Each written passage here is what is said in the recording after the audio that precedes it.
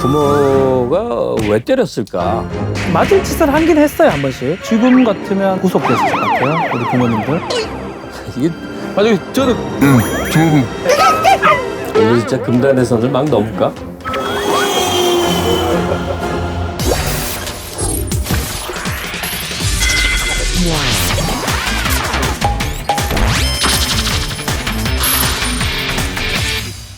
최고의 고수들이 늘어놓는 수다 온라인 정책 시사저널 최고수다 김갑수입니다. 김혜자 선생이죠. 탤런트 김혜자 씨가 낸 책 제목이 꽃으로도 때리지 마라. 말 그대로 우리에게 어린이가 얼마나 소중하고 어떻게 다뤄야 되는지에 대한 간곡한 마음이 담겨 있는데요. 그와는 또 정반대로 역시 애들은 좀 맞고 자라야 된다.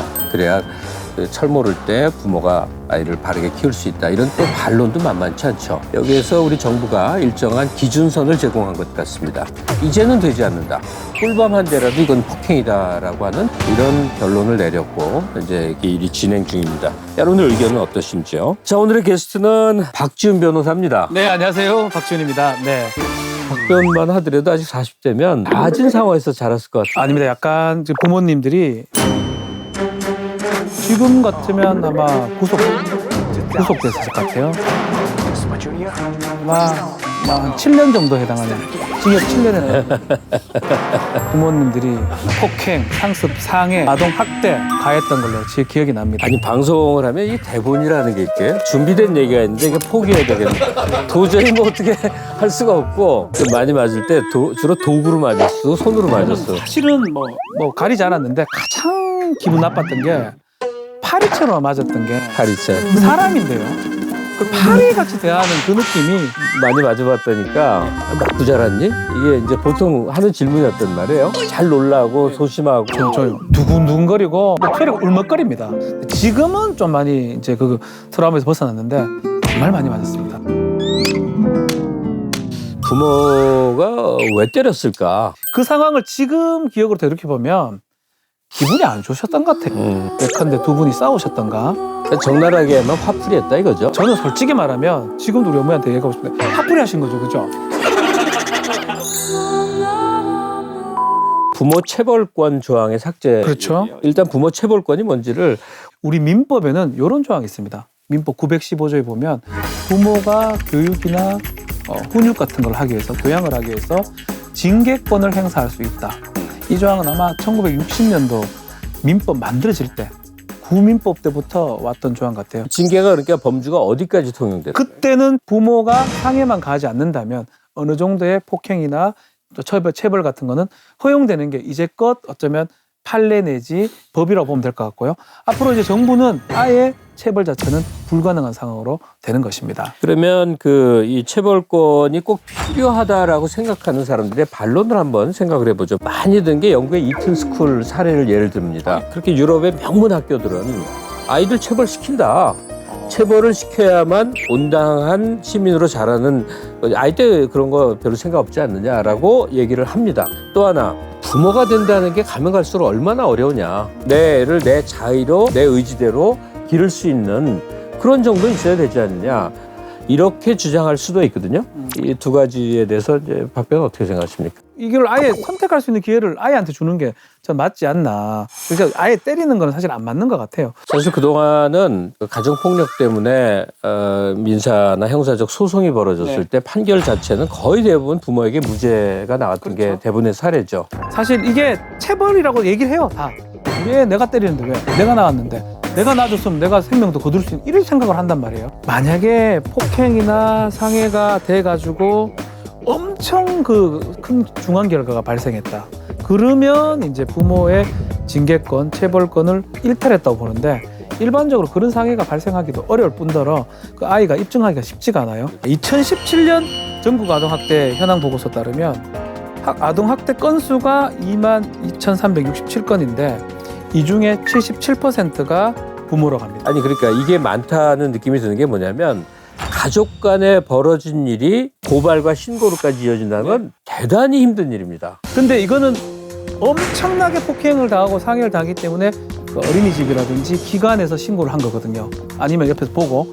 그러니까 이거보다는 저는 조금 농담 못해서 10배 정도 더 많지 않을까 생각하는 게 맞는 것 같아요. 그동안 있었던 아동학대 케이스 중에 아주 끔찍한 사례들 우리 기억에 남는 것들이 있죠. 칠곡 계모 그 사건 기억나실까요? 아주 생생히 기억나는. 슬퍼요 진짜. 그때 아동학대범죄처벌특례법이라는 법을 만들었습니다. 그만큼 사회가 이 정도 흉폭한 범죄가 부모가 자식한테 하고 있는데 대응을 못하고 있다는 어떤 반성이었다고 볼 수 있고요. 부모 체벌권을 이제 정리를 해보면 부모 체벌권 삭제에 대해서 동의하지 않는 사람들이 어떻게 반응하는지 여론조사를 한 게 있는데 찬성이 44.3%, 반대가 47%. 이 정도면 거의 오차범위 내이긴 하나 약간 반대가 더 우세해요. 우리 기성세대의 의식이 아니었나. 왜냐하면 다 맞고 컸고 결국은 가야 될 길은 체벌이 없는 게 맞잖아요. 그렇죠. 그렇다면 이렇게 완강한 법안을 정부가 밀어붙인다는 게 그럼 우리나라가 유별난 거냐? 스웨덴 같은 경우는 이 체벌 조항 금지가 1979년에 발효가 됐고 오래됐습니다. 일본 같은 경우도 최근입니다. 6월 19일 날. 최근에 체벌금지법 통과시켰고 체벌 허용에 대한 찬반 여부는 사실 이런 각도에서 봐야 될 것 같아요. 따스한 가정을 전제로 놓고 보면 이 법은 매우 과잉되고 가혹한 환경이라는 게 겉에 드러나지 않은 채 곳곳에 숨어 있을 가능성이 높다. 아이가 선택할 수 없는 예. 그런 것들을 가정했을 때는 기준을 정립할 필요가 있다. 시사 콜콜 쪽으로 넘어와서 정부 당국자 얘기를 좀 들어보도록 하겠습니다. 부모 체벌권 금지 추진, 이 취지가 뭔지에 대한 간단한 얘기를 좀 부탁드립니다. 우리나라에서 어떤 친권의 한 내용으로서 범위 자체가 명확하게 규정이 안 되어 있기 때문에 변화된 사회적 인식이나 이런 것들을 반영을 하고 지나치게 좀 친권의 권리 측면만을 강조하는 게 아니라 가정 내 체벌이라든지 학대 문제에 대해서 대국민적으로 이제 좀 변화된 인식을 좀 법에 좀 반영하는 게 좋겠다. 예, 이런 형태로 현재 추진되고 있는 과제라고 보시면 될 것 같습니다. 10대 아동 정책 발표된 거요.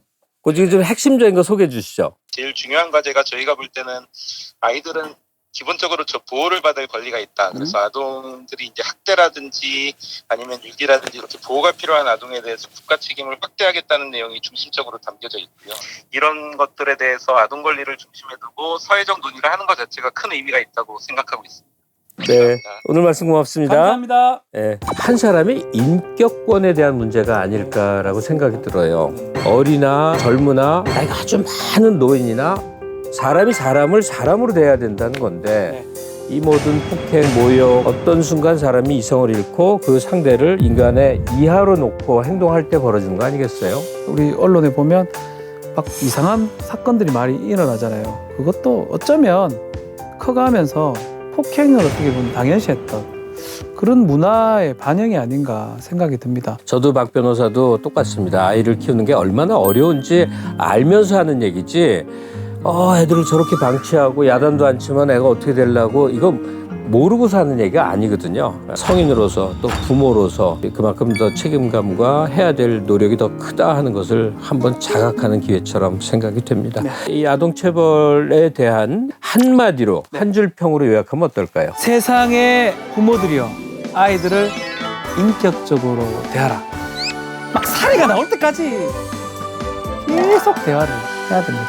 박진 변호사도 또 저도 소위 맞고 자란 그런 사람들이었습니다. 근데 지금 아직 이렇게 멀쩡히 살아있는 거 보면 이런 한 줄 평으로 끝내도 될 것 같습니다. 어떠한 경우에도 때리지 마라. 그렇죠. 사람이 사람을 때릴 권리는 없습니다. 여기서 마치도록 하겠습니다. 고맙습니다. 감사합니다. 온몸이 뜨뜻뜨뜻 따뜻한 시간에 또 만나요.